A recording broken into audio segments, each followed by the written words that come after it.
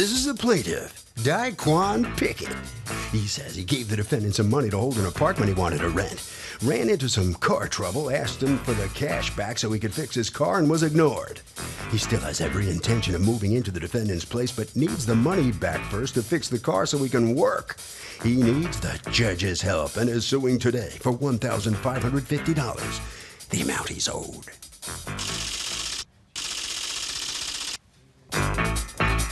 This is the defendant, Robert Ciardiello. He says it isn't his fault the guy's car broke down. And besides, he was trying to be a nice guy by offering to return 2/3 of his money. His mother even called him and gave him lip service over the whole thing. He's pretty sure the judge is going to side with him today. And now that he's being sued, he's going to keep all the guy's money. So there. He's accused of holding a guy's money hostage.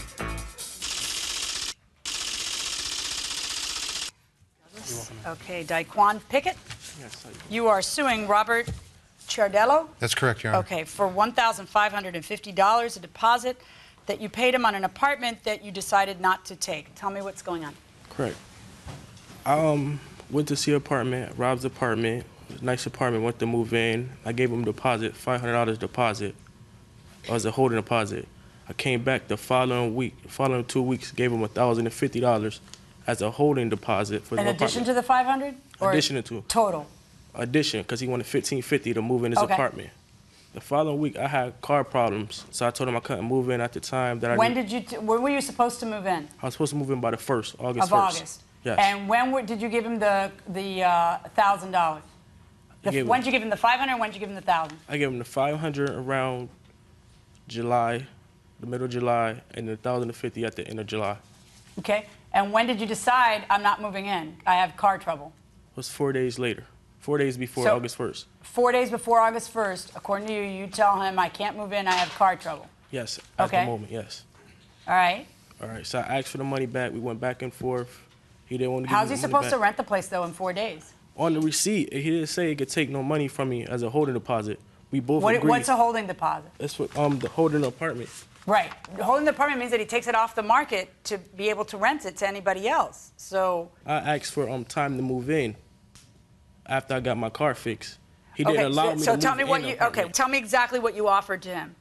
I told him to wait after 2 weeks, get my car fixed, and can I still move in the apartment? Wait. No, you wanted him to give you the money back so that you can use that money to get your car fixed. Yes, and I still was going to move in his apartment. So you want him to pay you back $1,550, and then you would still move in? Yes, I was going to agree to move in after I got my car fixed.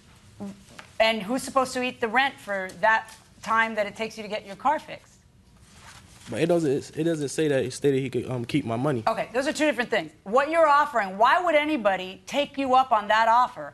Because you understand there's a mortgage and somebody has to pay that mortgage. You understand that, right? Yes. That you get that part. So if you're the one with the problem, why does he have to eat it? Let me see what your agreement says. What's going on here? I met Daquan, Daquan called me on the 15th of July inquiring about an apartment that he had heard of that I had for rent. And he actually came down and looked at the apartment on the 17th of July with his girlfriend and children that he would be moving in with. All right, so he likes it, he wants it, and then other than this receipt and holding deposit agreement, is there ever a lease that he ends up signing? Yeah, we actually signed we actually started to sign the lease process because I'm still working. What does that mean, starting to sign? It takes 1 second to sign. Well, I have to just kind of clarify a few things here. When he came down on the 17th, he first viewed the apartment. First answer my question. Is there a lease or isn't there?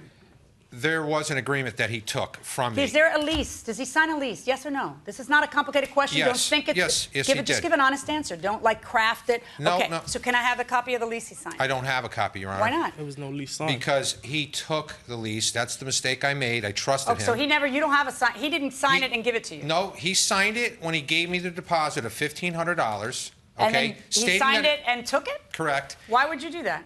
Because I trusted him. I made a mistake and I trusted him. I liked him. I liked the guy. What kind of businessman are you? I'm not. I'm not a good businessman right now. I like him. So here's what I'm going to do. I'm going to have you sign a lease because it's important to me to have it in writing. And then I'm not going to have the writing. I'm going to let you take it home. Well, that doesn't sound believable at all. Listen, although it doesn't sound believable, that's what actually happened. And I did trust him. I don't know what's scarier. So can the tenant get the security deposit back? I don't think so, because that's what the intention of a security deposit is to ensure that the renter can get their money. We will find that out right now, going inside the courtroom. Was this supposed to be, if this had gone through fine and your car had not broken down, was this supposed to be a year lease or a month-to-month? A year lease. Okay. And did you take home a lease to take a look at? No, honestly, that's all we got. That receipt, a holding deposit. According to you, when does he call you to cancel and say my car's broken down? He called me on the 29th at about 10 after 5, actually. I actually have the recording on. Yeah, let me hear. I do do. You have it? Yes, I do. Well, this is Big Coral. I'm calling to let you know that I'm not going to take the apartment. I'm going to be there in the morning to get my security back. Just give me a call. Okay, this is from a guy that came 3 times in the last week. One time on the 21st, Your Honor, to give me $1,000. He was supposed to bring $1,500. He only brought $1,000. Then 4 days later, he brings me the additional $550 to complete the down payment security deposit. And that was the point where I filled out what you have there, and I gave him a month-to-month, by the way, not a full 1-year lease term. Okay, did you take back a signed copy of this? No, I didn't. That's the original. And you also gave him that one? You know, Wait, now I'm starting to believe that he might have given him a lease because he's the only guy with a signed executed copy. I did everything. Folks, no, listen how it's done so you know for the next time. There's 2 originals, and everybody signs both, and one party takes one and the other party takes the other. That's how it's done. Well, you know, if you're not carrying around a portable copy machine in your pocket. well, that's the thing. I didn't have one at the job site. So you have 2 copies of it. That's Correct. how you bring 2 No, I copies admit of everything to sign. I was wrong for trusting him. All right, so what would you do if he didn't even bring this? Well, listen, I'm not even done yet. I already stressed out now because all I'm thinking about is now I have to deal with 25 more people, got to show people the apartment again, all over again, place an ad, do this whole thing, and I'm upset now, and I was willing when he called me up on the 29th, because I called him back. He left me that message, and I called him back, and I said, listen, I just want to cut my ties right now with you. I don't want to make this more than what it is. I'll give you $1,000 right now, and that's if I could rent my apartment in 2 weeks, okay? And that's taking a chance. That's trying to find somebody to move in all their furnishings in 2 weeks, sign a deal in 2 weeks. I'll lose half a month, okay? And that's not counting the ad. That's not counting other expenses. I was willing to give him $1,000 back. He says to me, no, I don't want that deal. I want all my money back. All right, and then what happens? His father calls me up and says, why are you keeping my son's money? Wait, what date does his father call you? He called me up 2 hours, about 7 o'clock on that Friday night. And he said, well, I don't like that. No, he wants his money back, which I already knew. But now the mom calls you. I'm reading in the answer to the complaint, mom calls. Everybody called me but the grandmother. I was waiting for the grandmother to call me. All right, so mom calls you, and what does mom say? I mean, what am I supposed to do, yell at the grandmother? No, listen, you know, And we're this laughing. is just crazy. I know. right, so anyway, frankly, I think it's sort of cute, but... Yeah, it's real cute. Yeah, I'm all stressed out. I lost all my hair. I know. So anyway... So mom calls you and tells you what? Mom said, why are you keeping my son's money? You have no right keeping his money. He didn't do anything wrong. You don't have any right keeping his money. I work for a law firm, she says. And you're breaking the law. I said, Mrs. Pickett, right now, we'll have to let the law handle this because... Okay. All right, Mr. Pickett, you should have taken what was behind door number 1 because you're totally not on good ground here.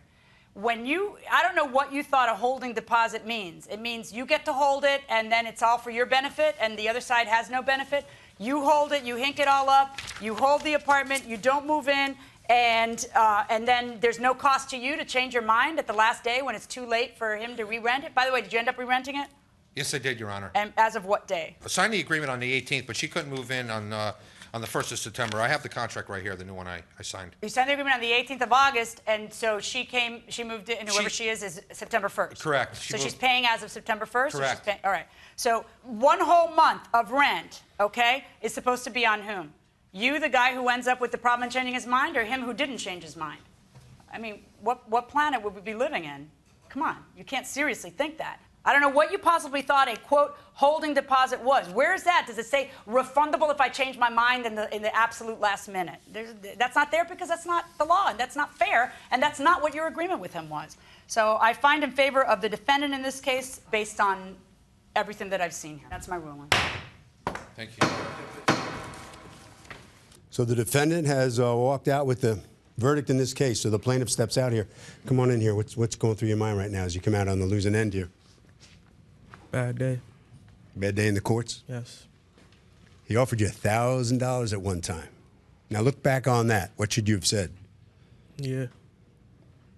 Any other words before you head out? No. That's it? All right, then. Right this way, sir. That's a man of few words and no money. Come on in here. So, you all right with this decision? Absolutely.